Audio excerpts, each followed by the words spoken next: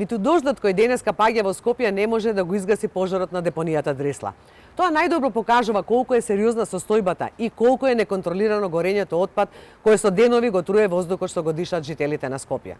Во изминативе 4 години власта на ВМРО ДПМН несоодветно го третира отпадот на Дрисла. И тоа е причина зошто се случуваат пожари на депонијата.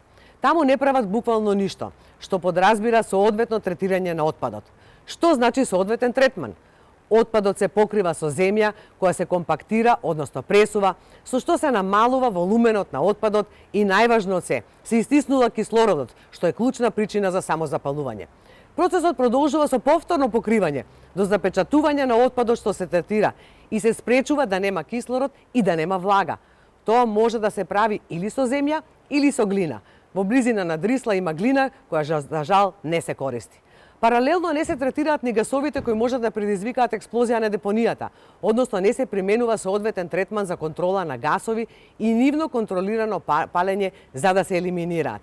Гасењето со вода дополнително отвара уште еден проблем – загадување на Маркова река, бидејќи се што истекува од депонијата Дрисла се влева во реката. Еве како треба да работат јавните претпријатија во Скопје. Но фактичката состојба покажува колку структурата под раководство на ВМРО ДПМН е неука и не умее. Наместо заштита на граѓаните и соодветни решенија, најлесно е да се обвини СДСМ. Еднаш видовме неуспешна концесија за Дрисла.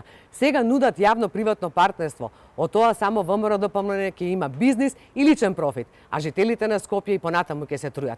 Јас знам и имам план како да се воспостави систем за отпад и да се спречат вакви еколошки катастрофи. Моето решение предвидува соодветен третман, но пред се намалување на количините на отпад преку селектирање и реупотреба. Дождот нема да ни го реши проблемот на Дрисла, без употреба на соодветни техники за управување со отпад.